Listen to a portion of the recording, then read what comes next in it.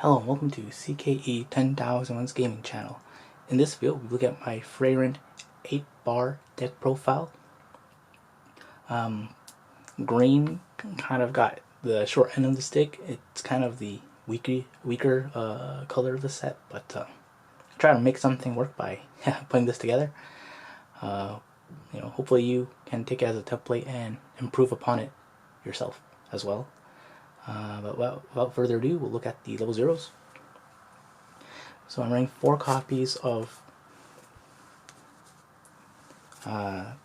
Nextwork Eisen, a 004K oversizer with a downside.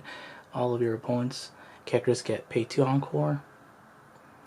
So I'm running 4 copies of this. Then I'm running 3 copies of the clean cut reason for making statues Himmel. When this card's battle pump becomes reversed, you can choose one of your other Adventure Magic characters, rest it, and move it to an open position on your backstage. 3 copies of the Party of Heroes Heiter. On the turn it's placed, you can pay 1, pitch 2 cards, search your deck for 2 characters. 3 copies of the Budget Brainstorm Method. Your other level 0 or lower character in the middle position of your center stage gets 1000 power and has pay 1, rest 2, flip over 5 for a search brainstorm effect. 2 copies of Mage Frieren. It's a climax swapper and level 0 bottom deck bomber. 2 copies of Unnecessary Spendings Frieren. On play, you can discard an event or climax to choose a character in your waiting room and return it to your hand. So, if you get too many bars or unnecessary events into your hand, you can play this, discard it, and salvage a more playable character. This also helps you filter hand by discarding 2 cards. And the main reason we're running 4 of the oversizer and 3 of the clean cut is in order to early play your Master Flamme, you need to have 4 more characters. This will help you plus early and stabilize board, hopefully. And once those plus you and stabilize the board, you can early play this without without any hindrances. Then I'm running 4 copies of the Party of Heroes Eisen. Just generic, good card. Again, helps with filtering out your hand if you need a discard, and with deck speed if you need to mill out. And it's 1055. So, and with bar it'll be 65, and with this power pump it'll be 8K. So general good card. Then running 4 copies of Land. When this card is placed on stage from your hand, you can choose 1 land in your waiting room and put it face up underneath this card as a marker. When a climax is placed on your climax area, you can choose one of your Adventure or Magic characters, and that character gets plus 1500 power until end of turn. And has a third effect, Act. Choose 1 land marker underneath this card and put it on any position of your stage. At the end of your turn, you may put that character face up underneath this card as a marker, and the cost is discarding a character from your hand into the waiting room.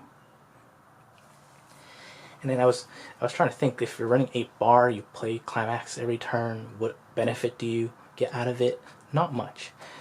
You can play the Fern level 0, the red one, that whenever you play a climax, you can bounce it back to your hand to give a character 1K until your end of your opponent's next turn, and then on the turn it's placed, you can reveal the top card of your deck, add the character or event to your hand and the discard, so it's filtering. So you can add that Fernin if you have room at level 0, but I don't have room for that, so playing bar, at least in terms of benefiting this deck, is just getting your lands and getting power pump. So that's really it in terms of why you want to spam bar and try to get value off that.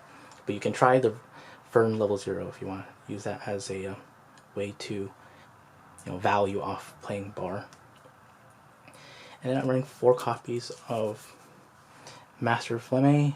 If you have 4 or more Adventure or Magic characters, this card gets -1 level while in your hand.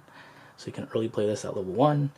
And when this card attacks, this card gets X power until end of turn. X equals the number of characters your opponent has times 1,000.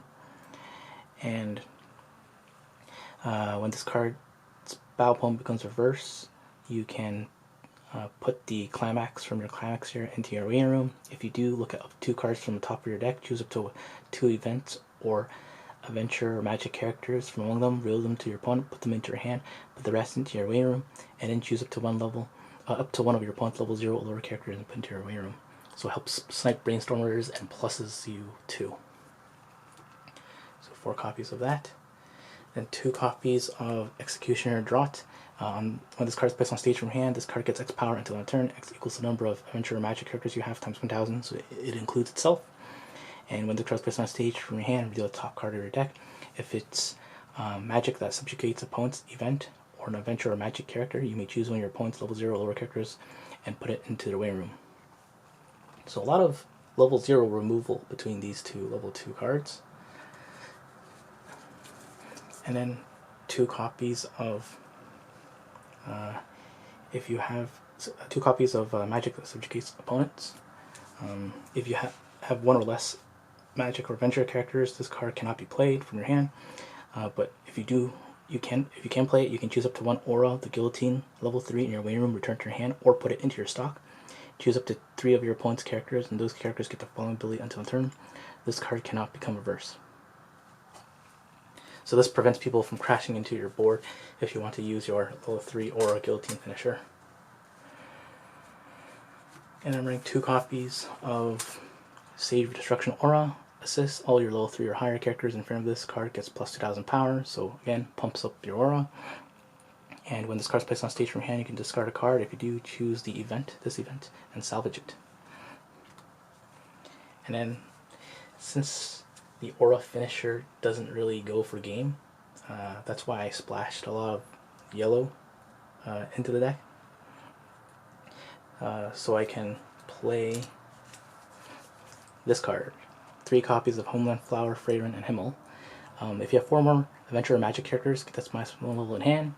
When this card is placed on stage from your hand, you can heal, and has a continuous effect during your turn. If you have another magic or adventure character, this card gets plus 2,000 power and the following ability. When this card attacks, you can pay 3, pitch 2, deal 4 damage to your opponent. So really this is kind of the finisher for the deck.